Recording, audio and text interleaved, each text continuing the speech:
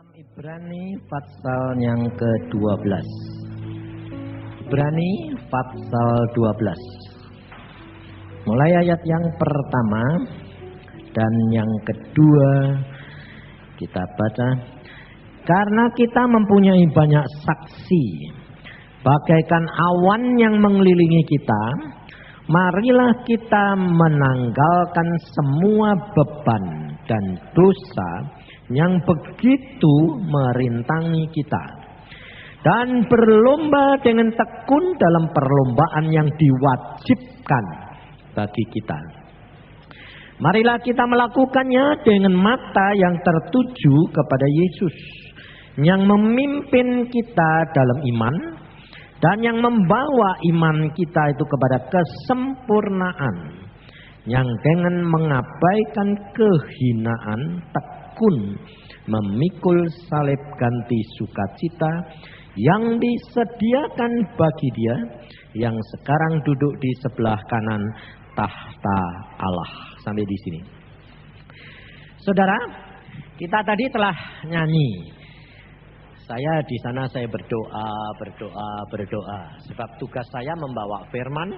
Membawa firman adalah menyampaikan apa yang Tuhan mau saudara dan saya terima. Dan saudara mengatakan Tuhan hidup. Tuhan hidup. Amin. Setan juga amin loh. Sebab setan juga tahu bahwa Yesus itu hidup. Amin. Nah, tapi masalahnya saudara hidup enggak? Ini yang jadi masalah.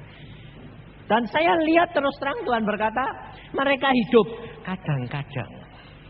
Jadi hidupnya tidak konstan.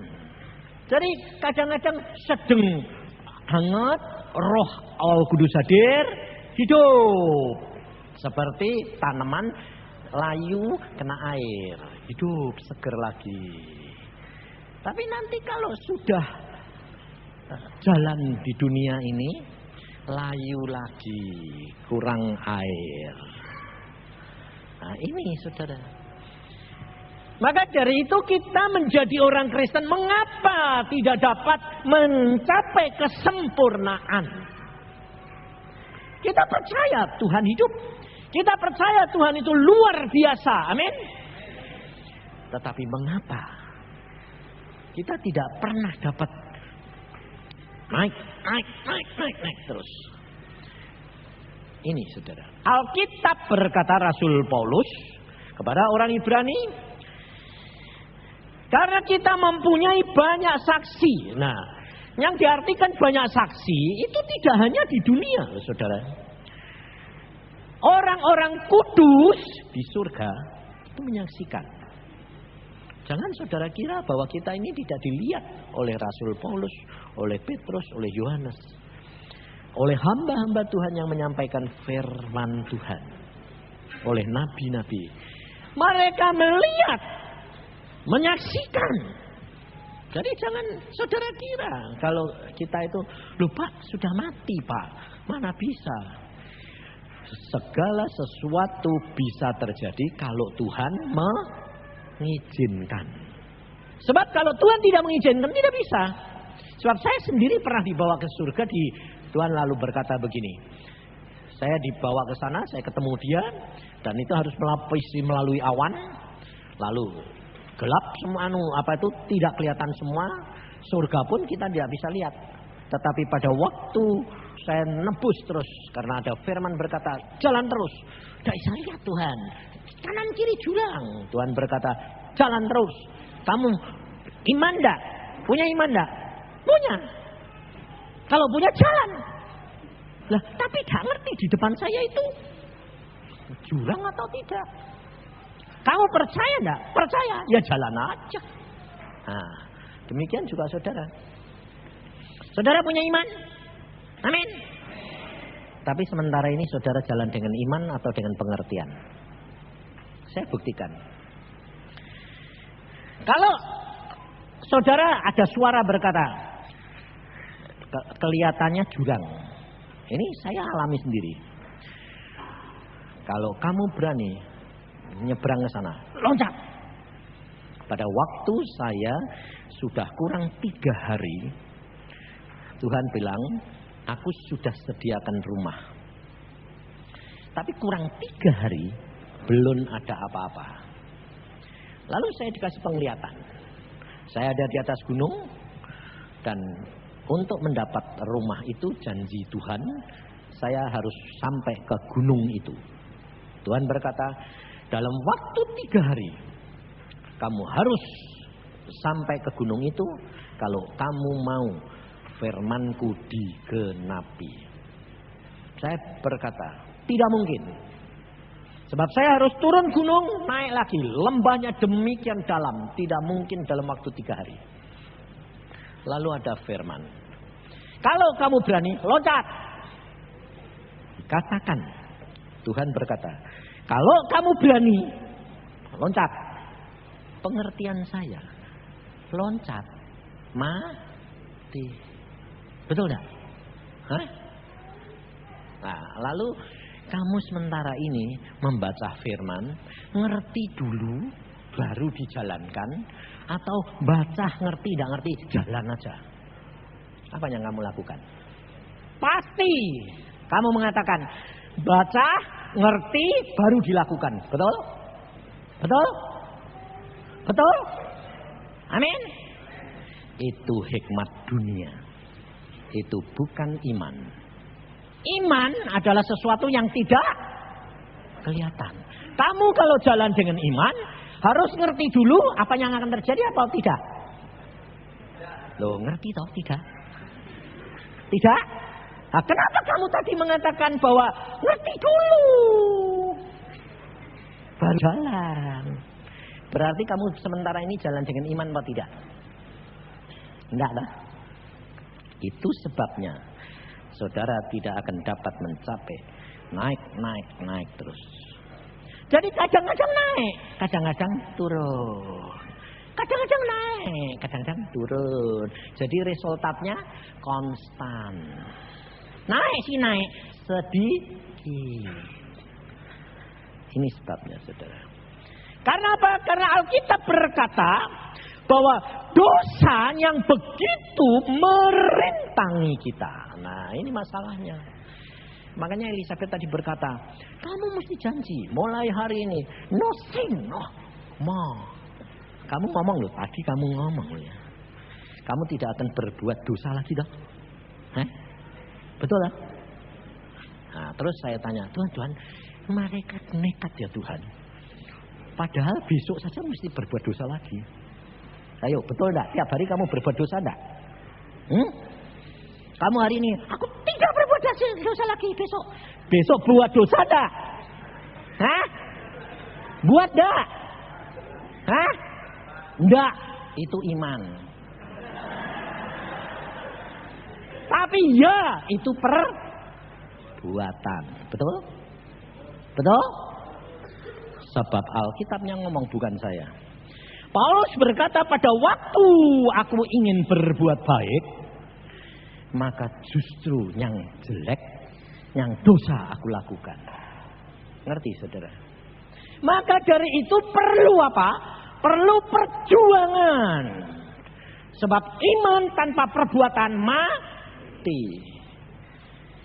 Ini yang saudara kita harus benar-benar jalan. Makanya saya berkata, kalau saudara menjadi orang Kristen tidak ngalami, itu hanya di dalam khayalan separuh. Sebab iman tanpa perbuatan mati. Nah, kamu baru jalan di dalam iman, teori. Prakteknya belum. Kenapa? Karena mau, tapi tidak mampu.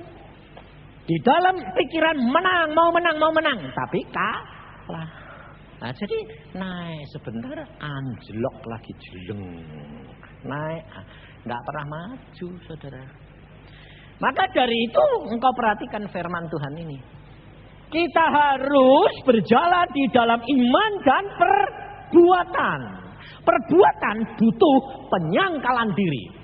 Perbuatan perlu perjuangan. Perbuatan perlu kerendahan hati. Tanpa kerendahan hati saudara tidak akan sampai. Tanpa saudara lemah lembut, mau dibentuk, mau diajar, rela dibuat menderita, tidak akan sampai. Tidak ada kemuliaan tanpa penderitaan. Tapi saudara kerap kali berkata apa?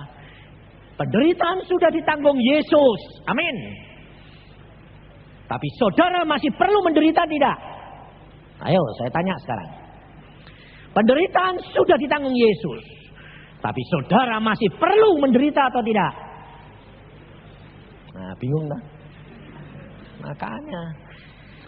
Makanya saya katakan, baca Alkitab setiap hari. Maka dengan membaca firman Tuhan, imanmu akan dikuatkan. Yohanes 3 ayat 16. Yesus mati untuk kita. 1 Yohanes 3:16 bilang apa? Coba baca. Coba baca. Yohanes 3:16 itu Yesus mati untuk kita. Tapi 1 Yohanes 3:16 apa? Makanya saudara kalau menjadi orang Kristen harus ada keseimbangan antara rohani dan jasmani untuk saya dan untuk orang lain. 1 Yohanes 3:16 apa? Sebab Yesus sudah mati untuk kita, maka kita pun wajib. Kalau wajib itu harus enggak? Harus. Mati untuk siapa? Saudaramu. Kalau kamu mati untuk saudaramu, menderita enggak? Hah? Ngerti saudara? Kita kerap kali enggak ngerti. Kita taunya apa? Salibku sudah ditanggung Yesus. Amin. Tapi Yesus berkata, kalau kamu mau ngikut aku, sangkal diri, pikul salib. Kamu bilang salibnya siapa? Salibnya siapa? Ayo, salibnya siapa? Dia bilang salibnya sendiri. Salibmu sudah dipikul Yesus. Kok masih kamu tarik-tarian sama Yesus? Kalah. Kamu punya salib sudah dipikul Yesus. Sudah. Nah, kok kamu pikul lagi buat apa? Pantesan tidak maju-maju. Gepeng terus. Asal dikasihkan Yesus, diambil lagi, dipikul lagi. Kan sebentar, kalau nanti rohani, pakai kasih Yesus. Kalau sudah lupa, pikul lagi. Tidak maju. Ngerti. Salibnya siapa? Saudaramu. Alkitab tadi, Yesus mati untuk kamu, kamu wajib mati untuk saudaramu. Kalau kamu suruh mikul salibnya dunia, gepeng. Tidak kuat. Makanya kamu dikasih beban sama Tuhan, pikul salib siapa? Saudaramu. Tidak banyak. Sebab setiap orang, kalau lihat salib orang lain, sama salibnya sendiri, pasti berkata, salibku lebih berat, betul? Semua orang berkata, iya salib dia sih ringan, salibku berat. Makanya Yesus berkata, salibmu sudah aku angkat.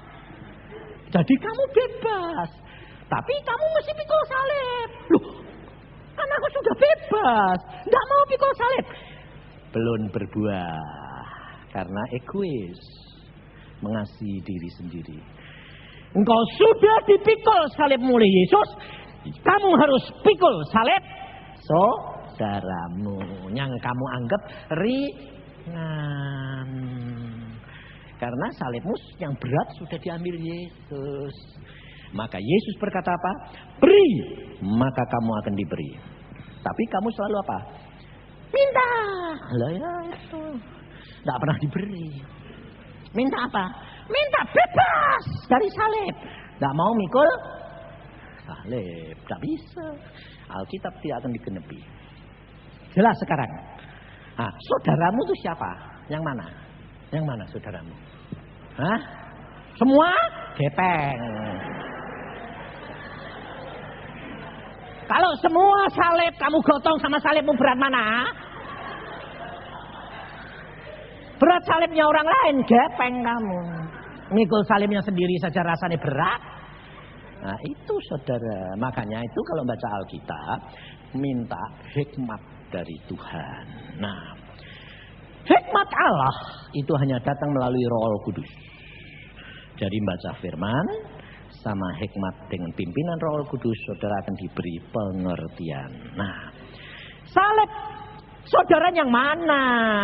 Tuhan yang netepin. Jangan kamu cari sendiri.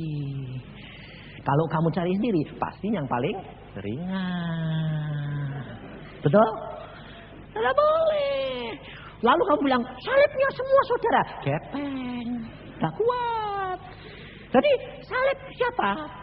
Salib saudaramu. Saudaramu itu yang mana? Ayah, ibu, kakak, adik itu saudara daging. Saudara seiman, satu iman. Tapi jangan digotong semua, tidak kuat. Kamu tanya Tuhan, bagianku mana? Nah, nanti di dalam saudara berdoa, Roh Kudus ingatkan, itu loh kasihan. Nah, tandanya Tuhan ngomong, wah aku mesti gotong dong salib itu. Gitu. Salah satu contoh yang real. Kamu berdoa, kamu diberkati Tuhan. Kamu kaya, kamu berkelimpahan. Lalu kamu bilang, aku harus menanggung salib bebannya orang saudaraku. Yang miskin, wah dikasih semua sak gereja. Siapa yang miskin? Miskin. Dia sendiri jadi miskin.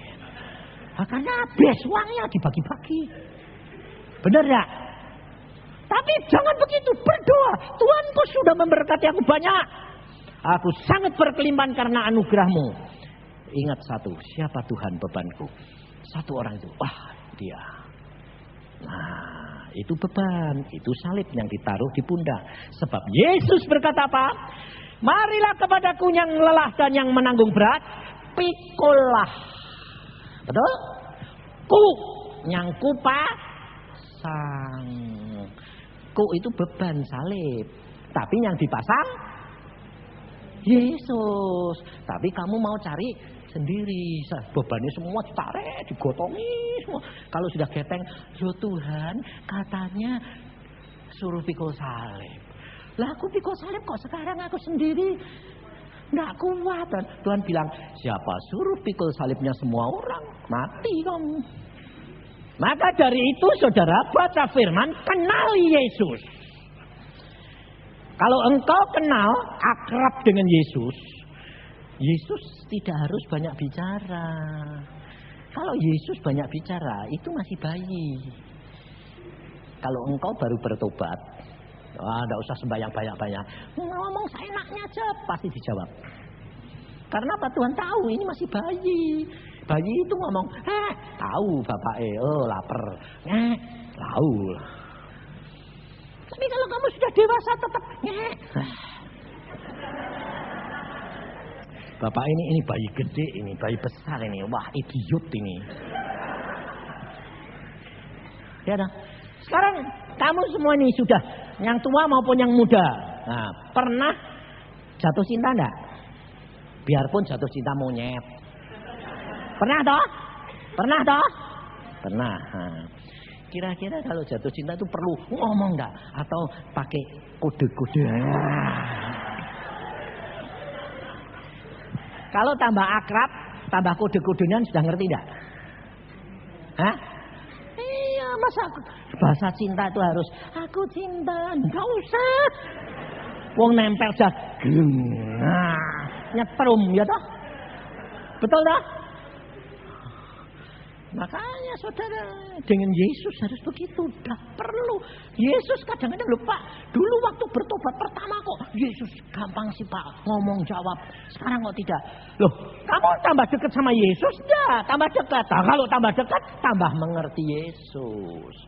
Yesus pakai kode saya tahu. Sebab saya sendiri alami saudara saya kadang-kadang sampai bilang Tuhan, kok aku ini tambah dekat, kau bilang kamu sahabatku, tapi kok engkau tidak ngomong? Aku kepengen kamu ngomong. Tuhan bilang kalau aku ngomong terus berarti kamu tidak kenal aku. Aku mengenal kamu, Tapi kamu harus tambah dekat kepadaku. Kamu mengenal aku. Kamu ngerti hatiku. Engkau mengerti isi hatiku dan pikiranku. Pada waktu hal-hal tertentu, mamanya saya sedang, loh Tuhan kok diem aja sih Tuhan, aku rindu suaramu, aku rindu hadiratmu. Tidak dijawab saudara. Tapi cuma Tuhan kasih lihat. Tuhan Yesus duduk di tahta. Oh, ketemu Tuhan. Aduh Tuhan, nah begini dong. Lalu Tuhan berkata gini, aku itu setia enggak? Setia. Jadi kalau aku enggak jawab itu kenapa? Ya kenapa enggak tahu? Justru enggak tahu saya tanya. Saya bilang, saya merasa kering. Nah, karena kamu masih membatasi akan kehadiranku, akan keberadaanku ada di dalam dirimu dengan akalmu. Engkau ukur dengan akalmu, dengan perasaanmu. Kamu harus percaya, iman bahwa aku tidak pernah meninggalkan kamu karena aku setia. Ya betul, saya bilang. Nah, lalu setelah itu dia ngomong apa? Kamu lihat di kakiku ada apa itu? Ada anjing kecil, manja-manja, jilat-jilat kaki dia, lalu gesek-gesek kepalanya. Lalu Tuhan bilang, itu siapa itu? Aku bilang, aku tahu itu aku bilang itu. Aku tuh loh di depanmu tidak lebih dari seekor anjing, aku bilang itu. Dia ngomong apa? Baik, kalau kamu ngerti. Begitu rasa saya itu mesra sekali, luar biasa dari dapat uang ratusan juta. Kenapa? Bersama dengan Yesus, damai sejahtera yang diberikan tidak seperti dunia berikan. Saudara tahu? Padahal saudara tahu, saya diumpamakan seekor anjing. Tapi kalau kamu sudah mengenal, kamu tidak sakit hati. Bahkan apa? Wah, anjing saya masih lumayan daripada aku dibandingkan Yesus. Kenapa? Karena kalau aku tahu bahwa diriku kotor, hina, cemar, tidak layak. Yesus begitu mulia aku. Tidak ada artinya saya. Soalnya apa saudara? Alkitab berkata bahwa kebenaran manusia itu tidak lebih dari kain larah. Saudara tahu kain larah itu kain apa? Tidak tahu tak? Kain kotor. Kain kotor itu jangan kamu bilang buat ngepel itu kotor. Enggak. Kain yang dibuat pembalut wanita. Mens. Kotornya kayak apa? Hah? Bau enggak? Bayangin. Aku bilang, kebenaranku seperti itu tidak lebih kotor. Aduh Tuhan, tidak ada layaknya. Tapi lumayan anjing. Anjing sama Tuhan kan dilus-lus. Kadang-kadang saya diambil, anjing kecil itu diambil, ditaruh dadanya, lalu dikantong sama dia. Lalu kalau tidur dia, tiduran situ Tuhan bilang, aku sedang istirahat dalam, anjingnya dibawa masuk mainan. Lalu Tuhan bilang, kamu lihat itu, siapa yang boleh masuk kamarku mainan sama aku? Kalau enggak anjingku. Pembantuku enggak boleh kalau aku sedang santai gini. Bayangin, aku bilang lumayan anjingmu ya, daripada pembantumu ya. Betul enggak? Nah, jadi saya diumpamakan anjing, tidak sakit hati, bahkan mengucap syukur. Ngerti saudara? Sebab apa? Saya bilang, kenapa sih Tuhan kok engkau kasih perumpamaan kok aku seperti anjing? Sebab kamu tahu, di situ kamu bisa mengukur kerendahan hatimu. Kamu dikatakan bodoh, sakit hati, betul? Apalagi dikatakan seekor anjing, lebih sakit hati. Sakit hati berarti belum rendah. Mengapa perempuan Kanaan dikatakan tidak layak diambil sepotong roti diberikan buat anak-anak, diberikan seekor anjing? Karena Tuhan tahu iman perempuan itu sampai. Dan dia berkata, benar Tuhan. Tapi anjing dapat remah-remahnya loh. Besar imanmu perempuan. Ibu, anakmu sembuh. Ngerti saudara? Rahasia keberhasilan orang Kristen adalah iman. Tetapi tanpa disertai roh rendah hati dan mau dibentuk lemah lembut, tidak akan menjadi sempurna. Mengapa? Karena dosa di dalam diri kita, daging ini sudah di dalam kromosom darah. Bukankah di dalam Yesus jadi ciptaan baru? Amin. Tapi bukan berarti lalu kamu menjadi sempurna bersih. Tidak. Selama kamu masih hidup di dalam daging, sifatmu harus dipotong, bukan dicabut. Dicabut, mati. Sebab itu adanya di darah. Kalau kamu cabut semua, darahnya kosong. Game. Diganti darah baru, darah buatan. Hidup berapa hari, mati. Saudara tahu? Makanya Alkitab berkata bahwa kamu dan saya adalah carang-carang yang tiap kali dibersihkan. Firman-Ku yang membersihkan. Dan carang-carang yang tidak berbuah dipotong, dikerat. Maka dari itu saudara, kita harus benar-benar perhatikan. Dalam ayat selanjutnya berkata apa? Ayat 14. Berusahalah hidup damai dengan semua orang dan kejarlah kekudusan, sebab tanpa kekudusan tidak seorang pun akan melihat Tuhan. Jagalah supaya jangan ada seorang pun menjauhkan diri dari kasih karunia Allah, agar jangan tumbuh akar yang pahit yang menimbulkan kerusuhan dan yang menyemparkan banyak orang. Paulus ini berbicara kepada orang yang sudah bertobat, sudah dibaptis, sudah berkarunia. Tapi mengapa di sini dikatakan usahakan? Kita harus terjadi perjuangan terus-menerus selama hidup di dalam dunia. Makanya dikatakan sangkal diri. Nah, kalau sangkal diri itu untuk dirimu, pikul salib untuk orang lain.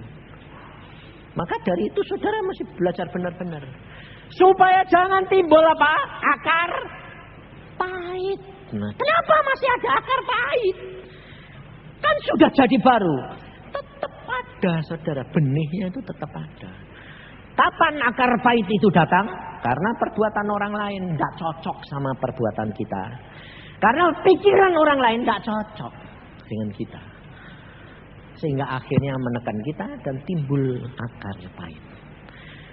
Karena apa? Karena kita lupa akan apa? Kasih karunia Allah, Tuhan Yesus. Seperti yang saudara tadi telah makan dan minum. Nah, apa itu kasih karunia? Pemberian Tuhan. Nah, pemberian Tuhan itu apa? Kamu selalu kalau mikir pemberian Tuhan mestinya ya toh? Enak. Betul toh? Pemberian Tuhan belum tentu enak. Belum tentu baik menurut kamu. Menurut Tuhan pasti baik. Mengapa? Karena Allah selalu merencanakan yang terbaik. Tapi jalannya pasti baik kan enggak? Belum tentu. Jalannya mesti enak enggak? Belum tentu. Masalahnya di situ. Contohnya begini. Engkau selalu baca firman, selalu ingat akan kasih karunia Yesus. Tapi kenapa Tuhan? Kok aku dikasih orang yang selalu bikin gara-gara saja sama saya? Nggak ada apa-apa bikin gara-gara. Kenapa sih Tuhan? Saudara tahu? Tuhan tahu kamu belum mempunyai buah roh penguasaan diri. Jadi kalau ditimbulkan gitu masih ada spontan, emosional, marah. Karena aku mengerjakan pekerjaan Tuhan, masih disalah lagi, salah lagi. Tuhan tahu, dibiarkan, dikasih benturan kayak begitu. Kenapa Tuhan tahu? Oh, dia masih belum bisa menguasai diri. Ya dibentur terus. Tiap kali timbul, waduh masih kalah lagi. Lalu Tuhan tanya, kamu sudah menang apa kalah? Kalah lagi, habis marah sih Tuhan. Jengkel. Loh, dulunya marah, ya langsung keluar mulut, ya. Terus yang kedua, sudah bisa diem Tuhan. Tapi masih panas, masih kalah. Cuma kurang. Dulunya 100%, sekarang 75%. Tuhan enggak mau, bentur lagi. Bisa nelen. Sudah ditelen.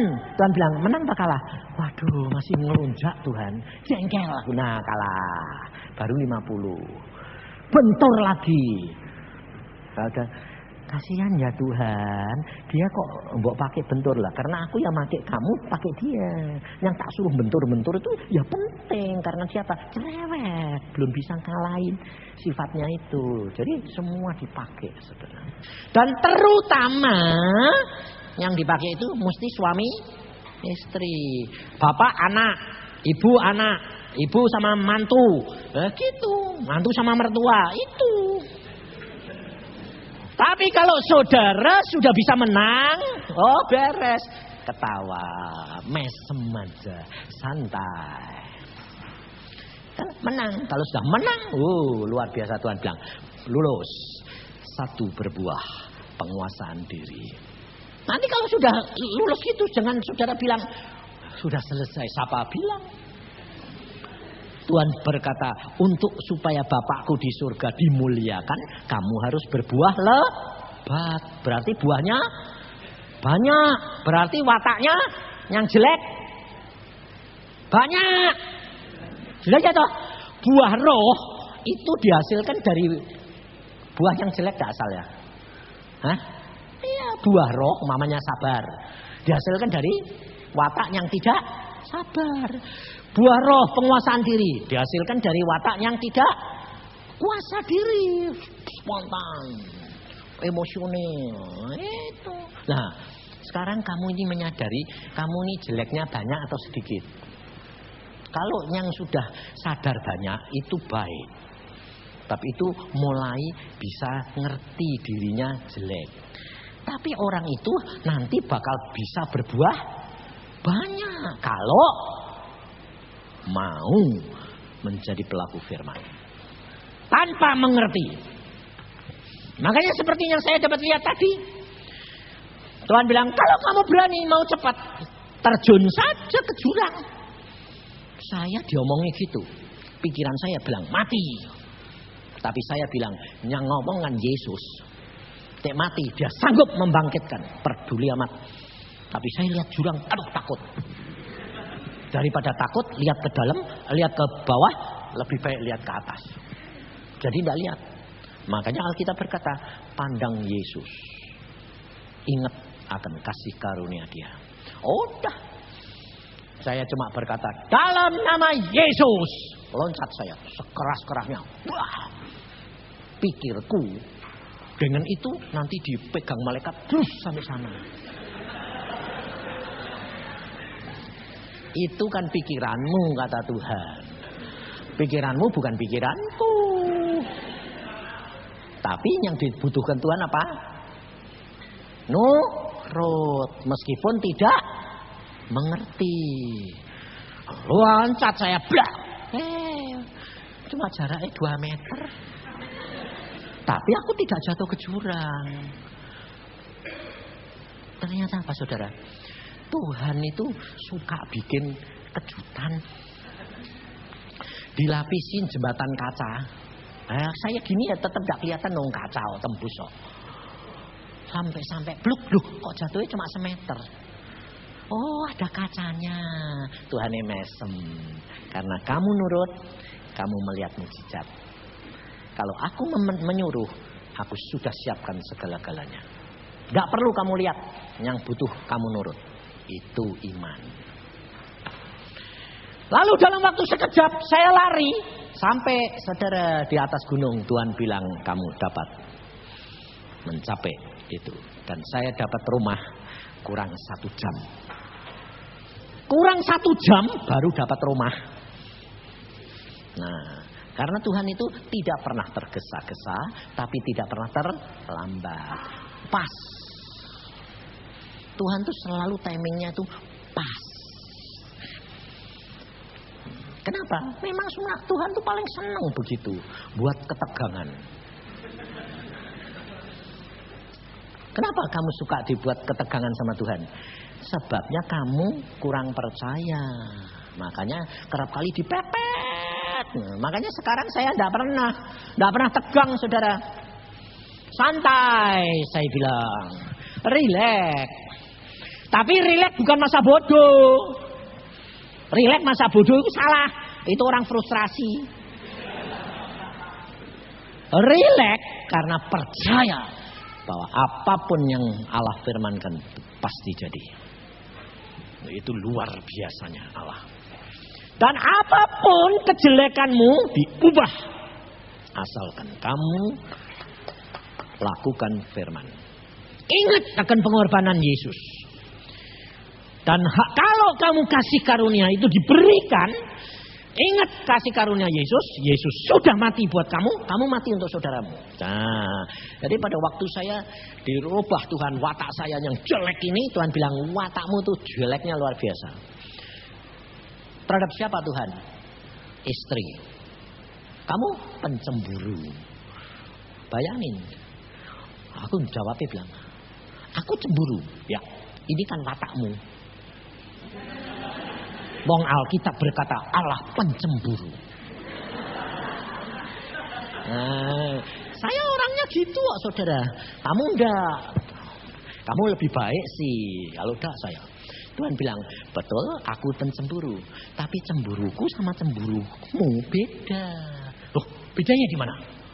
Kalau kamu cemburu sama istrimu karena kamu egois. Istrimu kamu milihin dia 100%. Ya toh? Iya. Tapi kalau aku Tuhan cemburu sama kamu bukan demi kepentinganku, tapi demi kepentinganmu supaya kamu jangan binasa, kamu jangan menderita. Oh, beda Tuhan, beda. Kalau kamu punya cemburu seperti cemburuku, kamu mesti mengasihi istrimu. Dan tidak untuk egois, tapi layani dia, sayangi dia, supaya dia bahagia. Kamu ikut bahagia. Oh gitu. Terus Tuhan bilang, mulai hari ini kamu tidak punya cemburu lagi. Tapi karena punya kasih. Sejak itu saya mengasihi dia. Saudara? Jadi saudara mau apa? Susah kalau masih ngatur. Masih ngatur terus gak bisa. Tuhan itu gak bisa diatur. Sak mau-maunya dia. Kamu yang nurut dia. Ya toh? Kamu sama Tuhan bantah, pasti kalah. Kamu melawan, pasti kalah. Ayo mau apa? Dia apa-apain kalah kok. Dia maha kuasa. Nah, lalu kamu mesti cerdik. Karena Tuhan sudah bilang toh. Kamu harus cerdik seperti ular. Tapi tulus hati seperti burung merpati. Cerdiknya bagaimana? Bagaimana supaya janjinya Tuhan itu semua digenepi. Loh betul tak? Gak usah kamu ngotot gini. Mana janjimu? Mana janjimu? Gak usah. Kamu ngotot kayak gitu. Gak bakal. Sebab Allah setia. Tidak mungkin dia tidak genepi janjinya. Tapi Allah berkata, lakukan apa yang aku perintahkan. Saudara tidak usah memperhatikan mana janji maksud. Gak usah. Itu Allah setia. Kamu lakukan bagian kamu hari demi hari, jalan aja. Nanti Allah mesti kasih dewek. Sebab kalau aku sudah melakukan, Allah tidak bisa tidak memberi. Sebab dia setia. Dia tertuntut oleh firman-Nya sendiri. Dia beri. Nah, kamu rileks lah. Lakukan aja bagian datang dewek. Datang sendiri, gak usah kamu ribut-ribut. Ini pengalaman saya hari demi hari. Gak usah saya bilang, Tuhan duitku habis. Tuhan aku kepingin ini. Gak usah. Gak usah. Saya tuh paling senang mobil saudara. Saya cuma kadang-kadang cuma ngomong gini saja. Hari demi hari aku berjalan dengan Tuhan. Aku cuma gini. Aku kok sudah bosan mbak mobil ini. Nah, aku komplain, dah, minta, dah, ya toh, cuma menghimbau.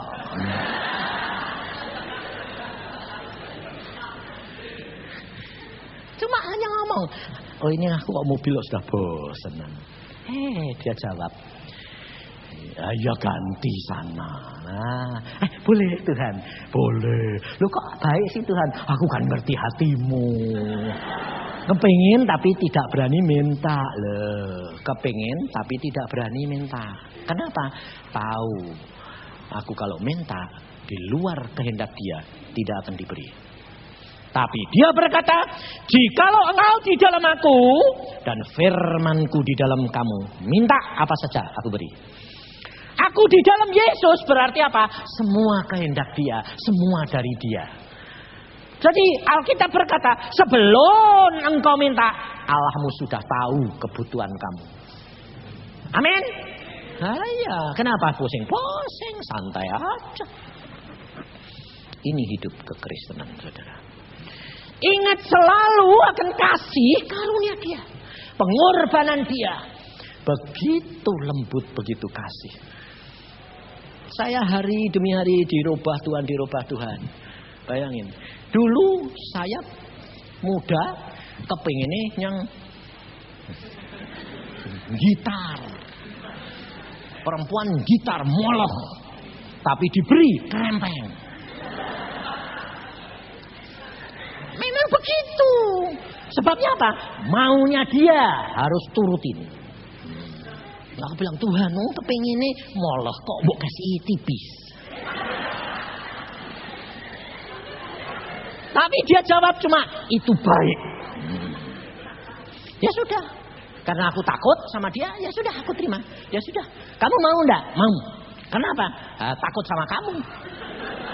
Kalau udah takut, enggak mau. Nah takut ya nurut. Tuhan bilang, itu baik. Turut. Tapi setelah saya jalani baru saya tahu. Tuhan itu luar biasa. Karena kita belum tahu, saudara. Taunya apa? Enggak dikasih tahu, coba dikasih tahu mau saya.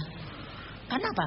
Setelah berapa puluh tahun ada ngetren wanita tipis.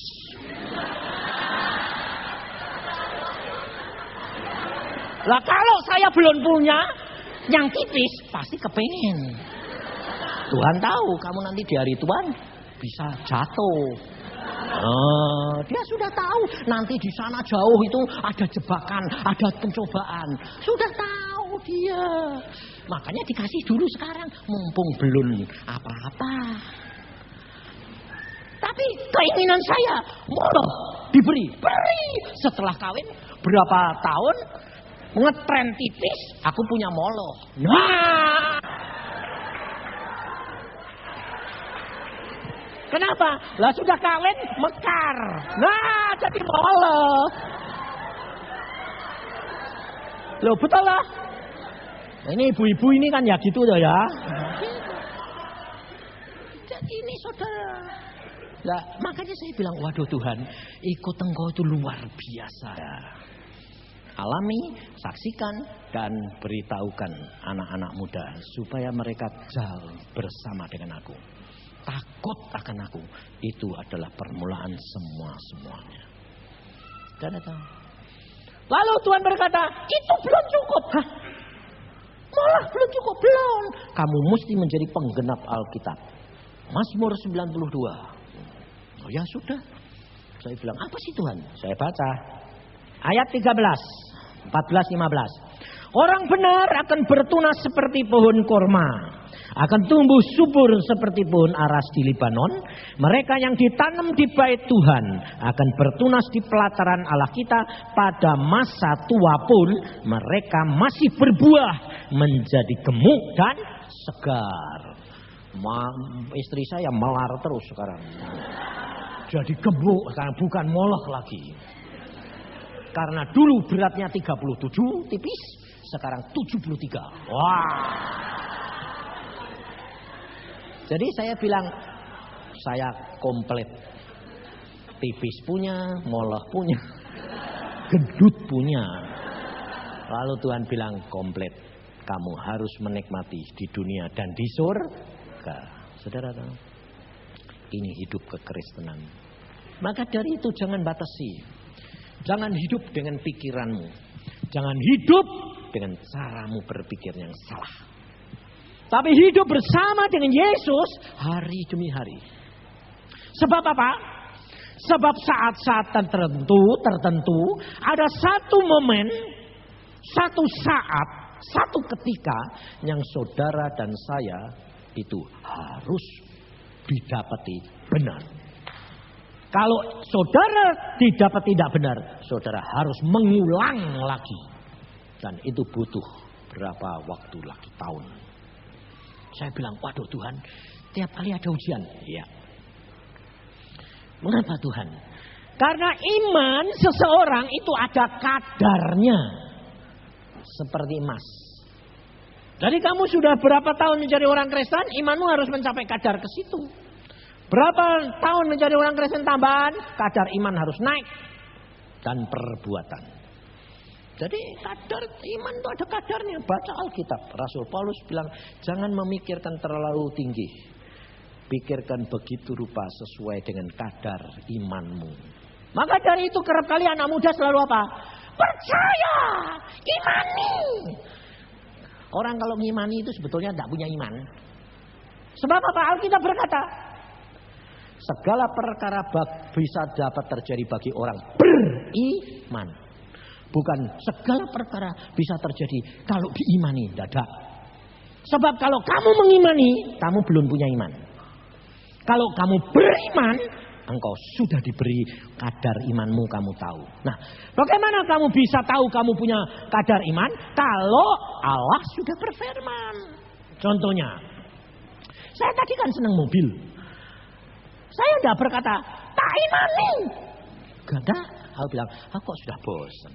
Tuhan berkata, ganti ya ganti. Nah, firman turun. Firman turun itu adalah apa? Rema. Rema berkata, ganti ya ganti. Berarti Tuhan sudah mengukur imanku sampai. Aku bilang, amin. Meskipun belum punya duit. Sampai. Kenapa? Karena Tuhan itu orang beriman. Jadi segala sesuatu dahulukan dia. Nah, itu bagaimana caranya bisa? Belajar dari hari ke hari. Hari demi hari engkau berjalan langkah demi langkah bersama Yesus. Mendahulukan dia dalam segala perkara.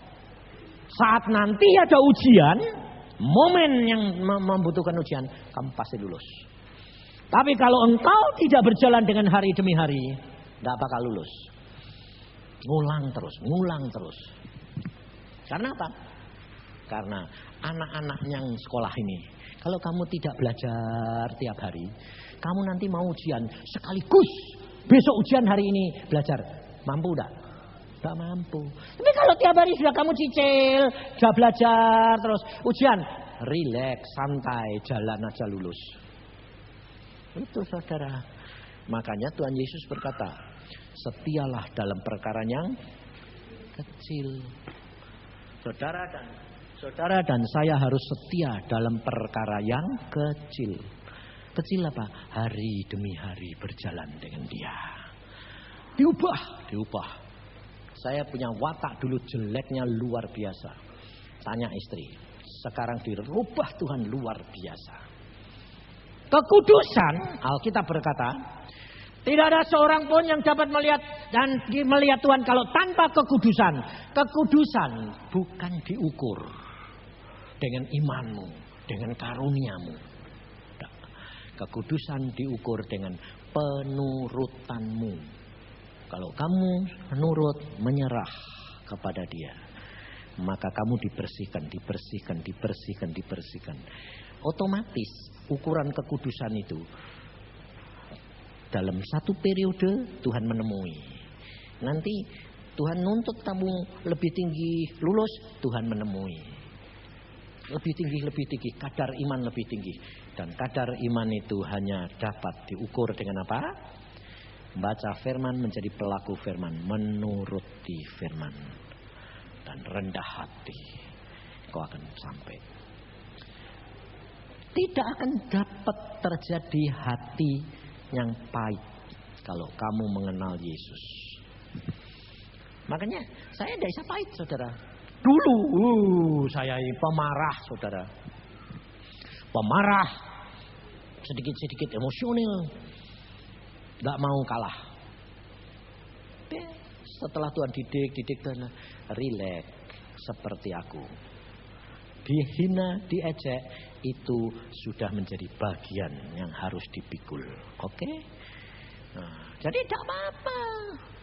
Toh Tuhan berkata, kalau kamu diejek, kamu dihina karena aku, upahmu besar di surga. Jadi lihat aja. Jadi enak saudara. Tidak ada kepahitan sehingga kamu ketemu sama orang lain tidak menjadi batu sandungan. Tapi rileks aja. Ketemu musuh juga baik. Ketemu enggak musuh, dia yang nganggep musuh, bukan saya. Saya enggak pernah punya musuh. Saya bilang, Pak, saya tuh dulu benci sama kamu. Oh. Tapi Pak Yusa asal ketemu saya kok tetap tidak ada rasa benci. Tapi Pak Yusa tahu, Tuhan bilang orang itu salah ngerti sama kamu. Ya kasihan dong Tuhan. Sekali waktu buat dia ngerti. Tuhan bilang nanti aku beresin. Ya sudah. Dia pembela masa bodoh. Jadi saya tetap baik. Tuhan beresinnya lucu. Dia seorang perempuan. Dia seorang pengusaha. Tapi dia kalau ketemu saya bilang tunggu waktu Tuhan. Jadi nggak bisa. Saya tuh orangnya nggak peduli saudara. Orang kaya, orang miskin. Kalau Tuhan bilang layani, tak layani. Kalau Tuhan bilang tidak, enggak. Saya nggak peduli. Orang kaya, orang miskin saya nggak peduli. Baru-baru ini Ciputra nemuin aku lagi. Pak, kamu ini suruh tidur hotel saya kok nggak mau. Aku bilang, enggak. Sebab kalau aku tidur di hotel kamu, saya utang budi sama kamu. Oh saya kepengen kamu tidur. Ya kamu yang kepengen. Aku udah kepengen. Kenapa? Wong di situ enak, enggak usah bayar. Ya justru itu. Aku bilang utang budi sama kamu. Kecuali kalau bosku berkata kamu tidur di situ, saya tidur. Kalau enggak. Kenapa? Kenapa sih Pak? Sebab kamu kaya. Kalau orang sudah utang budi, nanti kamu butuh apa-apa, merintah. Tidak dituruti, kamu sakit hati tidak? Ya tidak enak Pak. Sakit hati tidak? Saya bilang. Ya rada. Kamu nanti digantung Tuhan. Sebab kekayaan itu milik Tuhan, bukan milik kamu. Hati-hati kamu, saya bilang. Baru kemarin dulu, sebelum ke sini. Bos kaya raya yang punya pabrik tekstil beli Golden Trolley segala. Dia bilang, Pak, Golden Trolley sudah saya beli. Bapak Yusa nanti buka persekutuan di situ. Kapan Mak bisa? Kapan aja. Saya bilang, saya belum diperintah bos, Tuhan. Waduh, kapan coba? Ayo Mak gini. Enggak. Habis itu dia pulang, ya mungkin agak kecewa, biarin. Pegawainya minta, Pak, pegawai tekstil ini kapan bisa lagi Pak? Tuhan bilang layani. Bosnya mbok suruh ndak ngomong. Ini pegawai layani. Boleh hari ini. Nah, nanti kalau bosnya tahu, pegawaiku minta dikasih, aku minta dari kasih. Aku bilang ndak peduli. Kalau bos bilang itu saya layani, kalau ndak, saya bilang ndak urusan. Saya digaji bos kok. Di surga kok, ndak dikasih manusia. Sebabnya apa saudara? Sebab kalau saya mulai mengharapkan upah orang, menerima dikasih berkat banyak gitu ya, saya lihat banyak, gitu saja sudah mulai, wih lumayan. Tuhan bilang lumayan ya, lumayan, tapi bukan untuk kamu. Kalau dia sudah ngomong nih gini, aku nih, waduh lumayan. Tuhan bilang lumayan ya, wah ngerti aku wis, pasti gak bagian itu. Pasti bukan bagian saya. Dia itu kayak orang ngejek. Lumayan ya. Wes pasti tidak dikasihin aku. Nanti aku bilang, Tuhan milih siapa? Kantongi. Baru saya buka. Kemarin barusan melayani saudara. Dapat tebel. Yusa. Apa? Tebel ya? Saya ngerti aku. Ya sudah nih kasih ke siapa? Aku tidak mau lihat. Nanti tidak kecewa. Kok banyak? Terus kasih. Lupa, bapak yang melayani aku cuma jemput toh. Ya upahmu sudah serah. Wah lumayan jemput kamu ya Pak. Lah salah aku bilang. Kamu nanti jemput aku udah tahu Pak. Aku bilang. Ini karena kamu pendeta mau jemput aku untuk persekutuan orang lain. Tuhan itu sayang kamu, itu rendah hati. Oh gitu. Ini kamu, ini berapa Pak? Enggak tahu. Buka sendiri, terima kasih sama Tuhan. Jangan terima kasih sama saya. Sebab Tuhan tuh aneh. Aneh. Nah ini perempuan malah jengkel sama saya. Biarin. Ya wis, tidak apa-apa. Baca Alkitab dia. Daud jatuh dalam dosa karena Batseba. Karena dia mata keranjang. Lah dia baca gitu Tuhan bilang, Yusa itu persis kayak Daud. Loh, mata keranjang Tuhan? Iya. Bekas mata keranjang. Makanya sama kamu gak mau deket-deket. Sebab takut jatuh. Oh, jadi dia sudah baca gini, dia sadar dirinya lemah, jadi jaga jarak Tuhan. Iya. Oh ya kalau gitu aku salah ya Tuhan. Iya, kamu itu bagaimana salah? Nah, sekarang berkati. Nelpon, Pak minta maaf ya. Ada apa? Saya menduga kamu gini-gini, sombong gini-gini. Ternyata Tuhan bilang justru kamu jaga jarak. Iya, saya bilang. Karena kamu takut jatuh. Iya, karena kamu punya mata keranjang. Iya, bukan punya. Super dulunya mata keranjang. Oh pantesan Pak, saya minta maaf ya Pak. Oh iya enggak apa-apa. Nah, tapi akunmu nomor berapa? Loh kok tanya akun? Mau memberkati lumayan. Loh ya tahu lumayan toh. Loh, pada waktunya justru saya butuh Tuhan nyodorin. Dengan cara yang tidak saya pikir timbul dalam hati saya. Itu Tuhan.